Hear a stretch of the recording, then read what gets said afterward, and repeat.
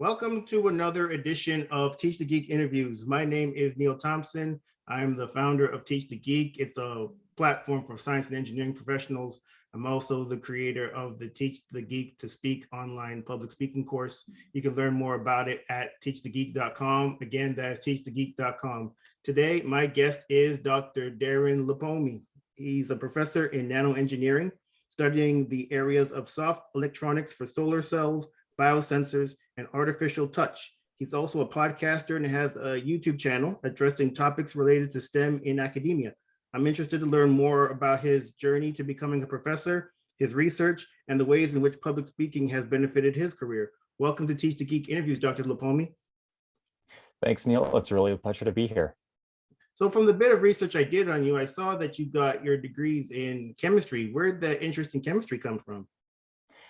Yeah, so chemistry was that they call it the central science, and it's that field that everything came together in. It was a good mix of quantitative reasoning, but also the molecules and atoms and functional groups felt like characters to me. I could sort of endow these mental models of these elements with human-like characteristics, and it gave it more personality than physics, to me at least, and less memorization than biology. So that's how I ended up in chemistry.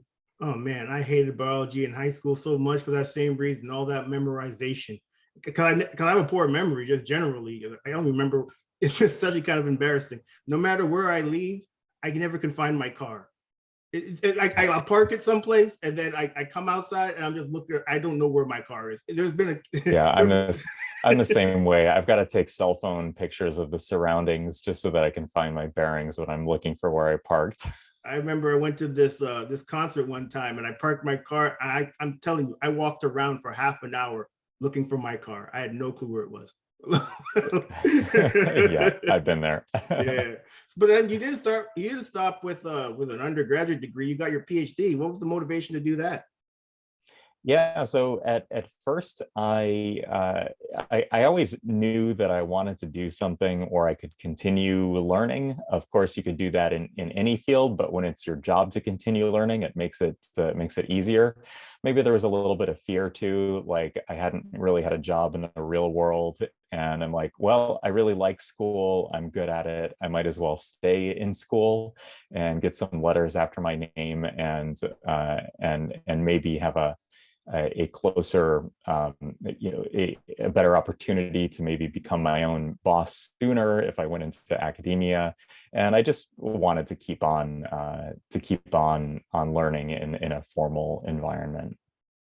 But then you weren't done. So then you get your undergraduate degree, you get your PhD, but then you do a postdoc too. From what I understand, people that tend to do postdocs are trying to become professors. Was that your goal, or did you have other plans in mind? My plans changed a lot growing up. Growing up in academia, there was a time when I wanted to even quit grad school and start my own restaurant that had live music and brewed its own beer. But I always sort of stayed on this track that led toward academia. I did it. So postdoc is, for those of your listeners who don't know, is sort of like an academic residency, like an MD does the residency in a particular field, and a PhD scientist or engineer goes to do a postdoc, which is sort of like a more independent version of being a grad student, where you go to another faculty member's research lab, and they sort of pay for you to be creative and to become an independent scientist. So I had the idea of academia eventually, and a postdoc, at least in my field in chemistry and chemical engineering, was more or less required to do that. Gotcha. Yeah, I also kind of wondered the difference between being a PhD candidate and then being a postdoc. I mean, both of you all work in someone else's lab, but I guess the main difference is the PhD candidate still has to kind of be under the thumb of that principal investigator because they don't have the PhD yet. Whereas with someone like yourself, once you get when you're in a postdoc, you do have a PhD. So they can't screw around with you that much, because if they do, you can always leave. Yeah, I think in the ideal case, a postdoc, back in the day, I've heard that a postdoc position was a very prestigious thing, and not every PhD candidate going into academia actually did a postdoc. It was considered a very high honor to get a postdoctoral position, because you don't have to get the funding yourself. You can just make use of somebody else's resources and do something great. And there was a lot more independence of the postdoc from the PI, or the principal investigator of the lab, back when this concept of postdoc first started. It was like being in like more than an apprentice, right? But now it's a little bit more like grad student in extended training. There's a little bit of an academic arms race going on, where you just need a longer and longer and longer postdoc to get an academic position. And also the necessity to do a postdoc has gone well beyond the natural sciences. So it's a foregone conclusion that if you want to do academia, even a teaching, primarily teaching position in biology, chemistry, or physics, you need to do a postdoc. And then it's kind of leached its way into engineering as well. So chemistry, bioengineering, or chemical engineering and bioengineering, you definitely need a postdoc.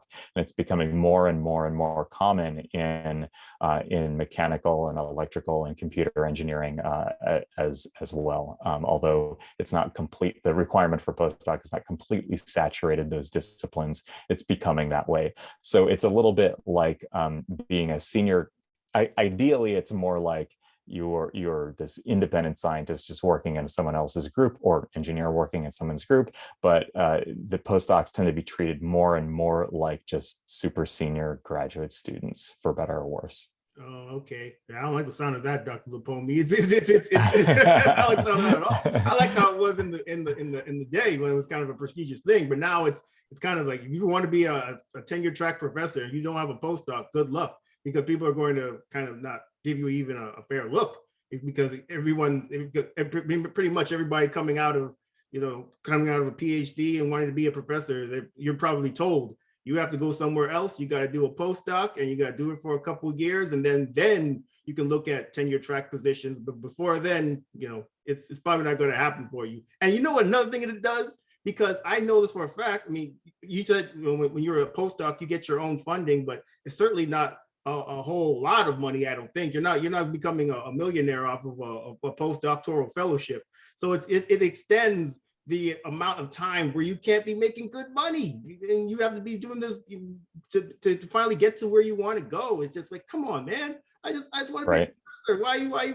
Why you putting up all these hurdles in front of me? And you know what I want to do when I come out of these programs. You want to be first author on published papers, and you want them to be in the big journals.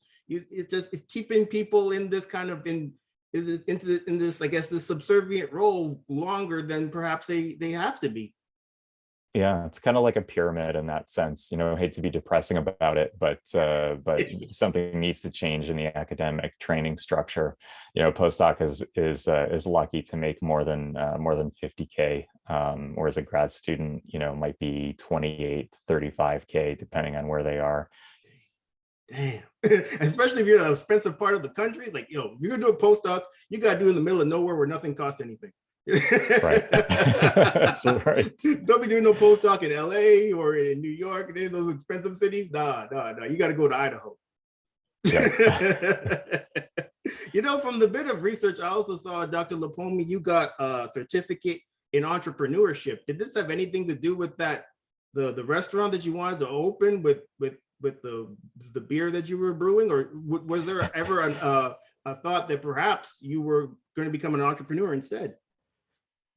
Absolutely. Actually, when I graduated from my PhD, I never told my postdoc advisor this, but when I started at Stanford doing my postdoc, it was in, Silicon Valley, and there were, all these tech companies everywhere, and med tech and biotech, and energy technology. And I thought, that's what I want to do. I want to do like a material science based company. So I ended up doing this business training at the Stanford Graduate School of Business. It's a program that's now called Ignite. It wasn't called that at the time. They were still working on the name, but it was a 16-week long program that was 2 evenings per week for 2.5 hours each, so 5 hours at night per week, and then 1 full Saturday per month. So we did that 4 times, and we read case studies, we did projects, we wrote funding proposals, and the course material was very interesting to me, and it was something that that people trained in the natural sciences and engineering don't get to see very often, and that is a week long, like the key points from each of the business business school curriculum. So you take a week in accounting, a week in finance, a week in product market fit, a week in strategy, and then there were soft skills type weeks as well. How to give and receive criticism, how to do public speaking, how to write an effective proposal, and it culminated in an independent project where we got to propose a product or a prototype of a product, or in some cases just our envisioning of a prototype, to a panel of venture capitalists in Silicon Valley, and that was enormously helpful to in the rest of my career, even though I sort of got back on the academic track by the end of my postdoc, and have been a professor now for almost 10 years. What was the reason you didn't tell your professor that you were going to do that certificate? I was afraid that she was going to be unsupportive. After she learned that I did it, I think she was very pleased to hear that I did it, that I took the initiative. I had my own funding as a postdoc, which isn't super common. So I felt like I had a little bit more latitude, but in general, a postdoc joins the lab because especially a lab at a top 5, whatever that means, institution, they join that lab because they want to be a professor, right? And to be a professor, you need to publish, several papers as a postdoc, or a good number of strong papers as a postdoc.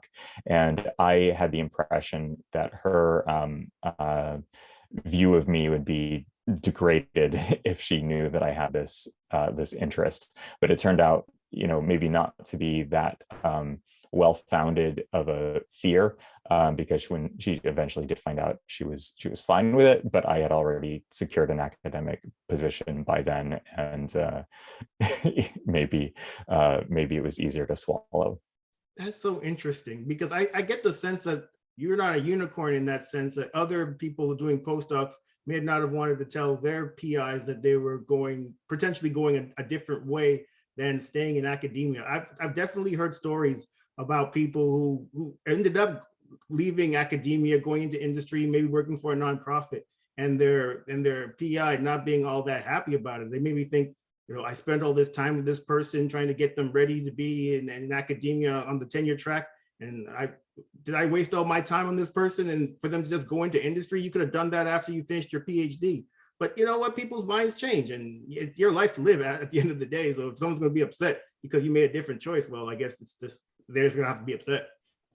Yeah, and each life choice is testing a hypothesis, right? You don't know what you want to do until you're actually immersed in it. If you have a hypothesis that maybe I'd be a good professor, so I'm gonna do a postdoc, and it turns out that you're in this position and you're facing, you are marinating in the idea of applying for this faculty position while you're a postdoc, and you kick around the idea for a while. You're working in the lab 50, 60 hours a week, and you decide, what, I don't want to do this anymore. There's a lot of uncertainty. There's a lot of politics.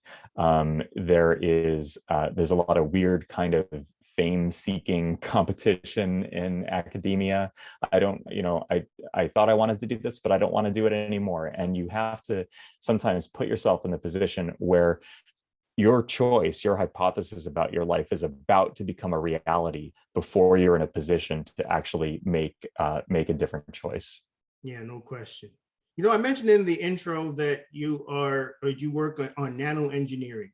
What is nanoengineering? Nanoengineering is the exploitation of structures, material structures that derive some properties from from size confinement. So if they have sizes of 100 nanometers or less in one or more dimensions, we call that a nanomaterial. And these structures that are confined in these dimensions have characteristics like most of the atoms reside close to the surface. They have properties like melting point depression and optical properties, plasmonic properties, so they can propagate, they can interact with photons in unique ways.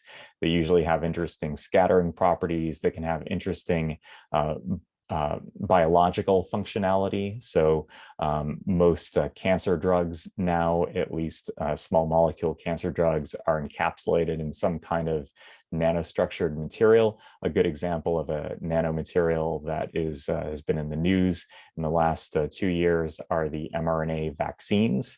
So they're encapsulated in lipid nanoparticles. And that to me those are all examples of nanoengineering. So when my department was founded in 2007, it was founded on the basis of, well, so much of technology is going toward composite materials, micro nanofabrication for electronics engineering, micro nanotechnology for biomedical applications, that we might as well skip all of the continuum stuff and just focus on nanoscale materials and nanoscale processes. And that's where the undergraduate degree program came from. And we also have master's and PhD programs in nanoengineering as well. We also run a more conventional chemical engineering program within our department, and we're actually in the process of incorporating the name chemical engineering into our department name, because the way that our department teaches chemical engineering, or the way that we do research in the area, is still very much focused on molecular and nanoscale materials and interactions of these materials with biological systems or fuel cells or batteries, and so there's sort of a natural fit. I got you. And I think that's probably a smart idea to incorporate chemical engineering back into the name, because if you're an undergrad, you've got your degree and you're going for a job interview and you say you got a degree in nanoengineering, they might look at that and say, what the hell is that? But you say chemical engineering, is like, yeah, I know exactly what that is. Okay, we'll continue. Yeah, and that's probably a good 60% of the reason that we're doing it, and also to to give the chemical engineering students the recognition that they did their training in a bona fide chemical engineering department. No question. So then, I also mentioned in the intro that you work on artificial touch. When I first saw that term, I thought to myself, how can touch be artificial? So what exactly is artificial touch? Yeah, there are a few different ways of looking at the intersection of engineering and touch. One way is to endow robots and prosthetic limbs with the sense of touch that may be interfaced with a controller or a processor if you're a robot, or directly into the nervous system if you are a human subject. The way that we tend to look at it is using technology and material science to understand our sense of touch and mechanosensation. So we're interested in the psychology of touch, the cognition of touch. We're interested in the cellular and molecular mechanisms of touch. So we have a collaborator at the Scripps Research Institute who actually last year won the Nobel Prize for his discovery of the transmembrane proteins in mechanosensory neurons in the skin, and we're building, we're in the process of building devices to understand how these things open and close in response to macroscopic forces or forces on the nanoscale that we can apply very precisely. And I've always been interested in human perception and cognition. And as an organic materials chemist, the way into that field seemed to be, well, everything around us in biotic and nominally abiotic environments are all coated with organic structures. So like this latex paint, this polyvinyl chloride green screen shower curtain, my polycarbonate lenses, everything is an organic engineered material. So it seems to me that if you want to recapitulate natural sensations, you ought to be able to control the properties of materials on the organic molecular scale, so that you can access types of sensations that don't exist or that can't be accessed using off-the-shelf actuators, like things that buzz and things that shake. That's very limited in terms of like depression into the skin. We're looking at more modalities that can only be accessed with reconfigurable materials. Wow. I think it's really cool that you collaborate with someone who eventually won, or who won a Nobel Prize. Did you ever think to yourself, well, I collaborated with the guy, where the hell's my Nobel Prize?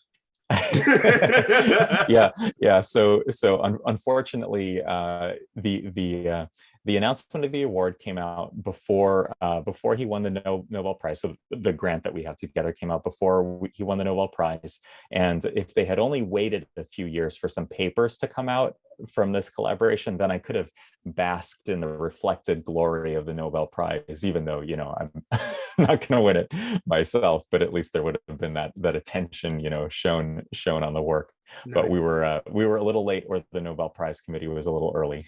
Oh man. Oh well, you know what? At least you know, Dr. Lipomi, you know what it is. Everyone else may not know, but you know how we got that Nobel Prize. We know.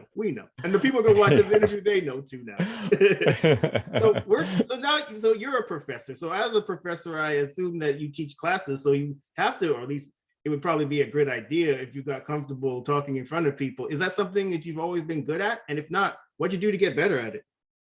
I've always been interested in acting and oratory. When I was a kid, I used to have like a compact VHS. Actually, before that, I used to have this PXL 2000 Fisher-Price black and white camcorder that would record 10 minutes of black and white video per side of a high definition audio cassette tape, and I used to use that. It was like the most expensive like toy my parents could possibly ever afford in a million years. And then I used to make movies with my friends. I used to make claymation type things, like just by turning the video camera on and off, like just to get half a second of still frame. When I became a professor, I took teaching very seriously, and I eventually recorded all of my lectures. I would say that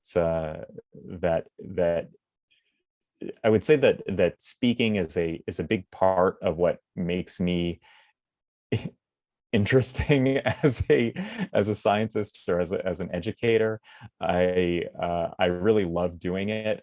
For the longest time, I hated the sound of my own voice, but now I think it's not so bad. But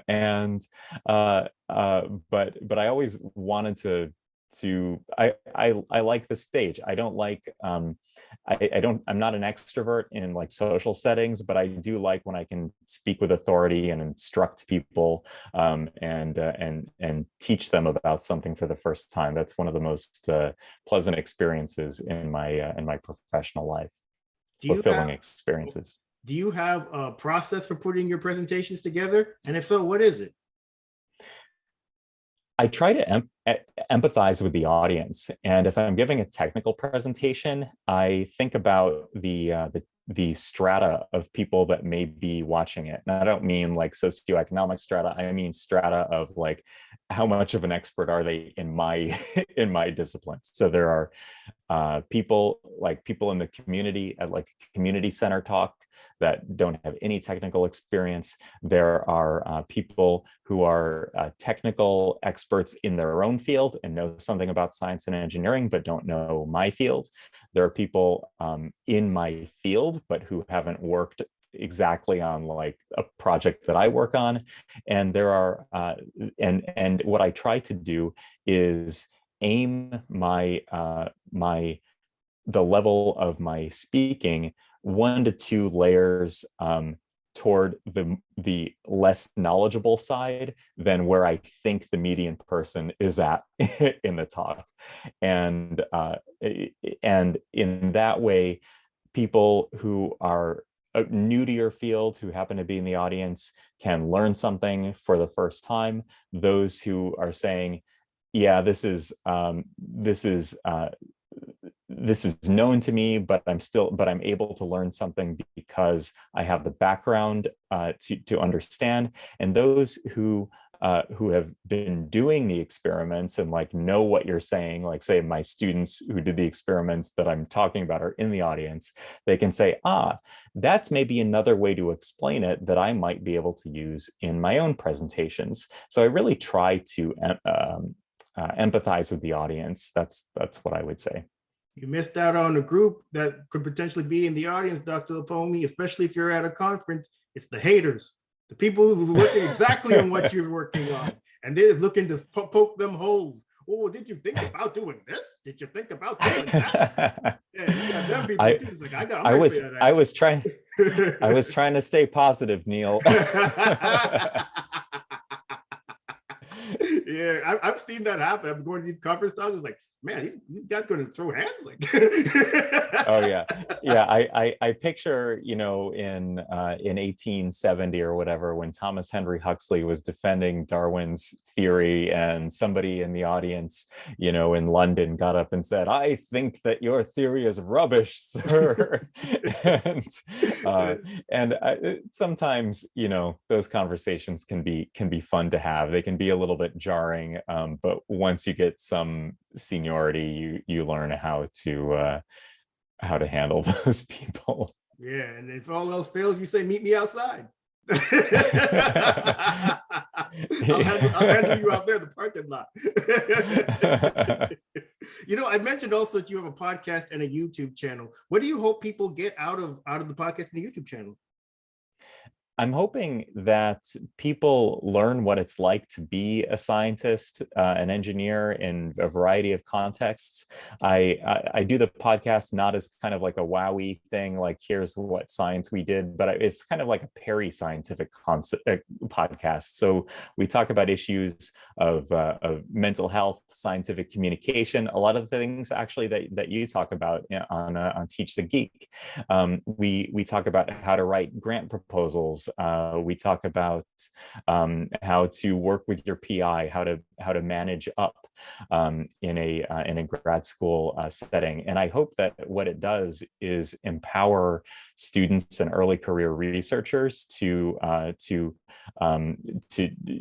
get more out of their experience, and maybe also to feel like there is some empathy, some sympathy, some compassion out there for people, from people who have achieved some, professional success, such as mine is, that there are resources out there for them as individuals, not just as lab rats. Nice.